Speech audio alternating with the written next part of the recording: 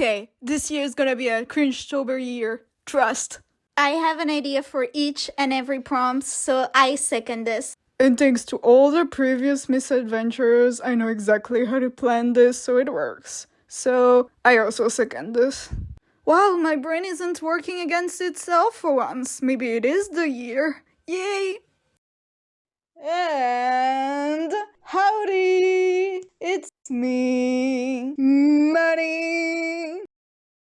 So, prompt 1, Overpowered. At first, I thought I would draw my OC Anima, the goddess of creation, but I'm in the process of rewriting it with my new co-writer or co-creator, I don't know which one is the most correct, Dechebal. So, we're also gonna redesign her, and I couldn't use her. But I then thought of the only other powerful OC I have. Ariane, my baby. I actually redesigned her because her old color palette wasn't that cohesive, and it wasn't really reading as futuristic to me. Because this is a sci-fi story, believe it or not. Somehow. Despite me not knowing that many sci-fi stuff, it's inspired by Sonic the Hedgehog, and I will not explain further. Honestly, after being told about it, I cannot unsee it, but Ariane is really giving Ballerina and Ariana Grande. Like, come on. Oh my god. Like, I love her, but I can't unsee it now. But anyway, this is all well and good, but why is she overpowered? What makes her worth being the character for this prompt? Well, in this story that I'm still cooking up in my head because I don't really watch enough media for to have enough inspirations that are like, concrete and aren't just ideas floating in my head. But this is one of those fun sci-fi story that has fantasy elements because I love the blend of futuristic and magic, and so they are a limited amount of people in this world that have magic. Magic is rare and it's difficult to master. It's a skill, and she has 2 powers. She has telekinesis and she can float. And she's good at it too, good enough to be a sort of superhero, vigilante, like neighborhood hero type stuff. So, in her universe, she is pretty overpowered. She also is marked by the god of time, which is dead now, but his shadow remains on Earth in a weaker human form. I haven't sorted the details, it's still a work in progress, but I think that might also boost her if she learns to harness it, so she can be even more overpowered than she already is in the standard of that universe. Exciting stuff. Really, really fun stuff. You can see in the background the 1.5 redesign, which still is mostly has the same hairstyle as the first design I showed, but has a better outfit. I took the parts I liked the most about this one, but also like tried to make it better with the translucent skirt and the new hairstyle. Look at her, she's slaying so hard. And then I did a simple background because I was running out of time. That was fun. Fun of the rush. Next drawing.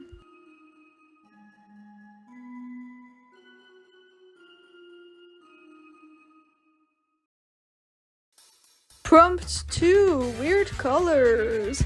That was by far the hardest prompt to come up with a drawing idea, because let's be real, what without context, what does weird color even mean?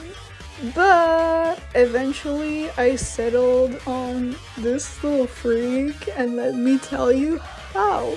So one of the things that Undertale I use really got me into were those negative color palettes from, you know, Error and stuff.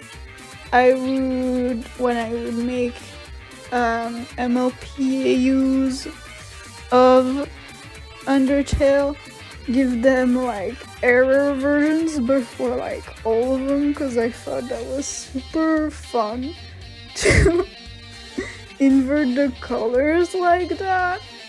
And I actually had this OC cook-up in my head ever since. Do you remember the Wapich little moment that happened a while back? I don't even remember how long ago, because time is a lie. But ever since, I had, for a lot of my Creative Town work in progress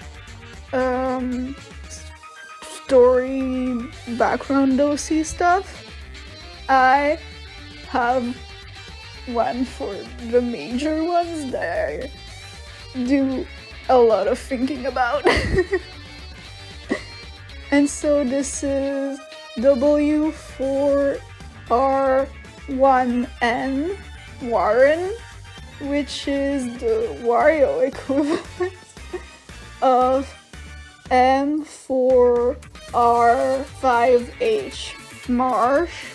And so I recently designed, finally out of my brain onto my canvas, Marsh, and I gave him a cute pastel dreamcore aesthetic. And since all my weirdcore OC are obviously weirdcore OCs, I thought, what if Warren has a 100% weirdcore aesthetic as the Wario version of Marsh?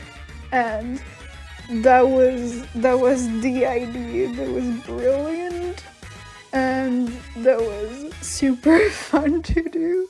I loved taking the line art of Marsh and then just using the tool to make the anatomy all weird and wrong. I also added some words in the background at the end to, like, because I looked at a lot of weirdcore images to try and get what the like motifs were, because when I went on my favorite wiki to go to for aesthetics, the aesthetic wiki, crazy, I know, they didn't have specific motifs for it, unlike Dreamcore, so I was like, oh boy, what do I do? But it's fine, crisis averted. I found the motifs and look at them, they look so cool. Do not mind the fact that this is a hoodie, and so there shouldn't be a zipper, cause I will get rid of it eventually. It's fine. So I just had a lot of fun taking elements of Marsh's design that are like very cutesy and dreamcore and turning them into creepy weirdcore stuff with Warren. That was really cool. That was really fun. The colors are very funky. Look at them. Look at them. My baby. That's my little freak right here. Yeah.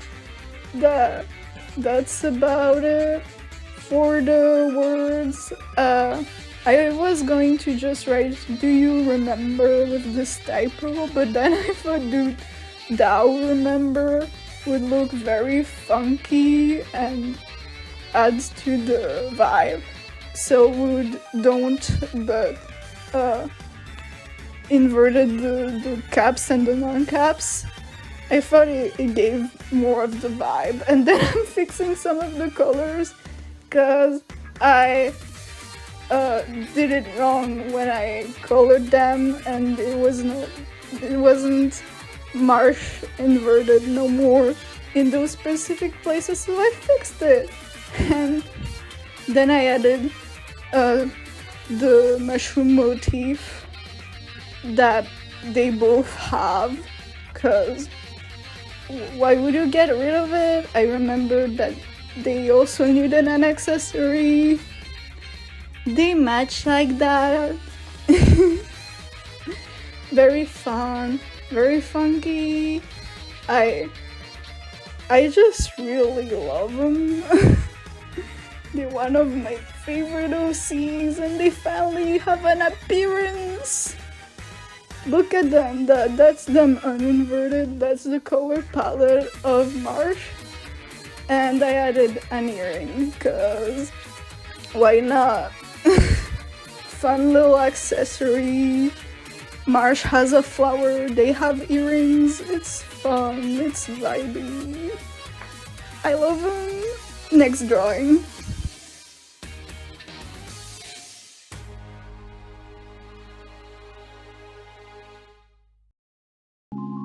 Prompt 3, chibi art.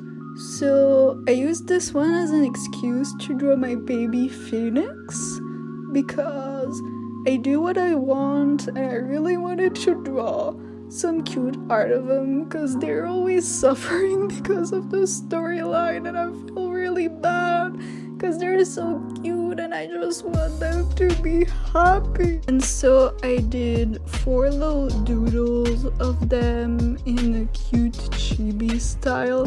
The first one was them in their PJs going, "Present, I'm here, it's me, hello." The second is just them cute in a sweater. The third one, this one, is them finding sewing for dummies, and because they have a secret interest for sewing that they never show because their ex and the evilness of their brother trying to like turn their life into a over dramatic soap opera for his own amusement really made them too afraid to have hobbies and like things. But this is their moment, and they're like, "Look at this, can I buy this? I really want this. Can we get this? I know this was not on the list, but look at how cute I am holding it. Can we please buy it? That would make me so happy." How can you say no to that face? You can't. And the last doodle was supposed to be them in a punk Lolita dress, but I didn't get the time for that one because it was way too close to midnight and I didn't have the time. But that's fine because it looks really good without it, and that just means I can do a full piece of them later in life with it. It will happen one day. It will happen. But yeah, this was just very self-indulgent and very fun and very nice. Look at them. I did a lot of tracing because I didn't have much time, and also because their hair is very long and time consuming to draw, so you can just trace it because it's at the same angle, or you can use the tool to make it the same angle and then trace it. You can just do that. It's fine. I had a lot of fun coming up with alternate outfits for them in those little doodles, following the like cute playing style that they have, because they don't want to draw any attention to themselves, you know? It's not really a personal style, it's them trying to like become invisible, and it really brings me back to my roots of drawing very plain outfits. And when it's intentional, it's really weirdly therapeutic. I should be sleeping on their shirt because it's their pajamas, and it kind of fits the vibe of their hoodie. Not shy, just plotting, I think it says. I forgot. Big fan of my own. One of my favorite OCs, and I'm a fake fan. It's fine. I was kind of freaking out at that point because I was like, oh no, it's almost midnight. And then I realized that I wanted to show how their eyes change color when their forehead mouth is visible, so they can't be closed. So I opened them, it was fine, and I was zooming to meet the deadline, and I did meet it with one less doodle, but I did meet it, and you know what? Good enough. We have a drawing, and that's the most important, and they're so cute. So I quickly finished the sweater by giving those stripes. I realized I did the wrong color, it's fine. I changed the arrangement so that it looks so nice, and here we go. That's the drawing. Very cute, very self-indulgent, very nice. I fixed a few colors so that everything contrasts well, and that's basically it. Next drawing.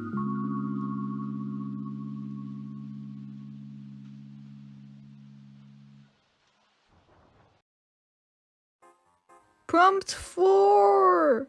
Fursona! I redesigned my fursona. That was really fun. I fixed anatomy mistakes. It's still a little wrong. I can't tell what about it, but looking at it, it does not look quite right. But it's so much cuter than it was before, and it has the color palette of my Pony-sona, and it's really fun, and I really like it. The things I fixed about the anatomy were the legs, the face. I added a more like visible muzzle shape. You can tell that there's a muzzle now. Very fun, very nice, very cute. The legs are more like antro legs than human legs, which makes sense. I perfected drawing a bunny tail. The ears I like way more. It's just super cute and super nice. And I had I made the fur look nicer. I feel like maybe that's just my impression on that part. I could not make this pose work with the little hand on the chest, so I just ended up in just a moment switching it up and just making it the same way as the other arm, because I just could not do it. I just couldn't, but that's fine. Look how cute they are. I ended up doing the same kind of color pattern as the old one, with like the chest and the neck and the head being a color, and then all the extremities being another colors. But with my fursona color, that was that the middle part is pink and the extremities are that sort of soap lavender purple, and I added the spots that my fursona has, the darker purple, and I also added the moles on top of the freckles, because if my fursona can have freckles on their fur, they can also have moles. My god, that's fun, that's nice. It doesn't have to be realistic, it just looks good. It looks like me, and I like it. I also, as you can see, added a little bangs, fringe, I don't know what that's called, side bang? The one that my Sona has. I also added my little facial hair, and I like whiskers. That's why they're lighter pink instead of whatever other things I could have done. That's the specific reasons, because it made them look more like whiskers. I was trying to give them a whiskers shape, but it did not look right, so I just left it like that. I thought it was fine. As you can see, for most of the time I forgot about the dyed hair, my dyed purple hair that I have in real life for like a year and a half. I forgot about it. Embarrassing, I don't want to talk about it.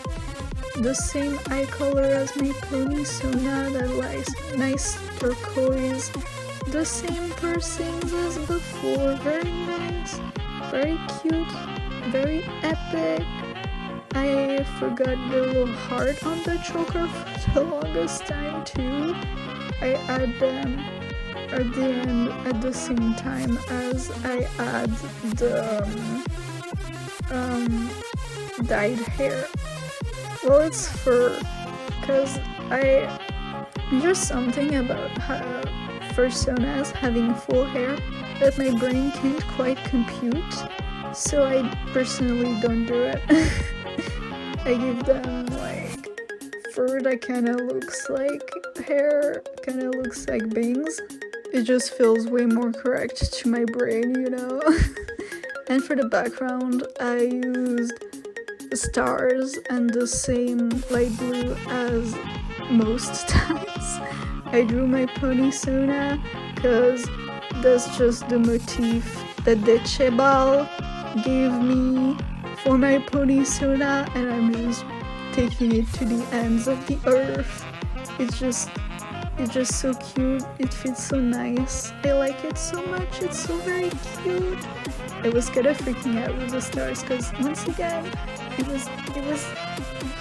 was on a crunch. I needed to finish before it was the other day. I needed to go fast.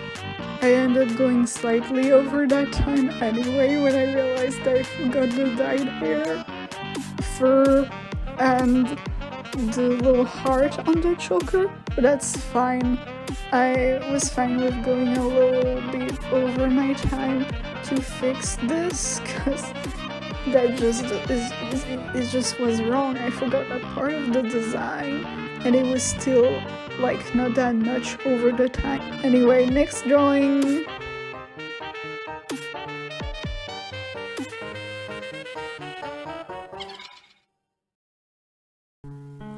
Last one for today, prompt 5, favorite cliche.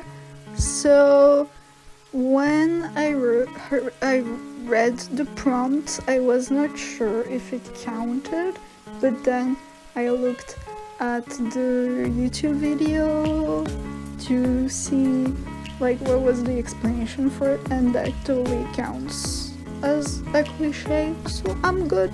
And I got to do my favorite cliche, found family. So this is Creativity Town again.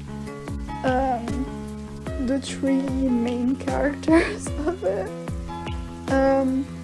K41, 4N4, and the new one, the fishbowl with two goldfish one, my baby, my child, the one that I'm taking so much to say her name because I don't actually remember how to say it in numbers. Embarrassing. 6OLD13. But I just call her Goldie because that's what I've been doing for all those Creativity Town OCs. Unless it's K41 or 4N4 because they're easy, I just call them by the human version of their name. So K, Anna, and Goldie, they're the main characters. They become a found family because, well, you see, Goldie appears and is not part of any of the like families that exist in this world of object head guardians, and Anna, who is kind of alienated from her family. It's not really families, it's more like little settlements, little tribes. That's a better word for it. She's kind of alienated from hers, and then there's Kay, whose twin just has not come back from whatever like thing she's supposed to be doing in whatever universe she's supposed to like help and protect and like replace the background character for. And Anna and Kay start off like really disliking each other because of the personality clash of Kay's chaos versus Anna's order. But then when Anna adopts Goldie, they become co-parents, and they end up like, because of Goldie giving a whole new outlook on life and having to prioritize her over their personal like things on both sides, Anna ends up finding a little endearment in the chaos, and Kay ends up finding like the rules not that annoying after all, and there's this nice little found family dynamic that is figured out, and it's very cute, and I'm still like figuring it out, but I really like it. They end up in a little, I forgot the term. Anna and Kay end up as queer platonic partners. The co-parenting ends up not being like an accident, but like an assumed thing that they do because they want to, both of them. And later also Kay ends up having a girlfriend, which is the person that they're messaging in this drawing.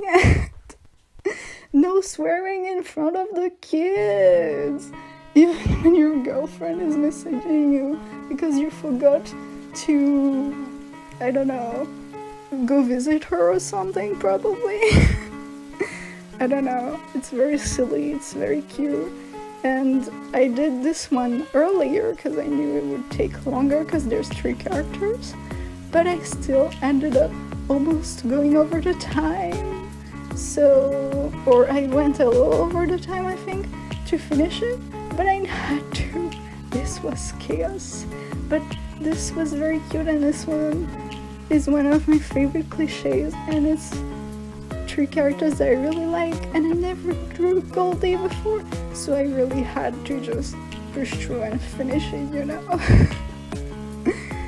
I'm not having this today's prompt in this video because I did not have time.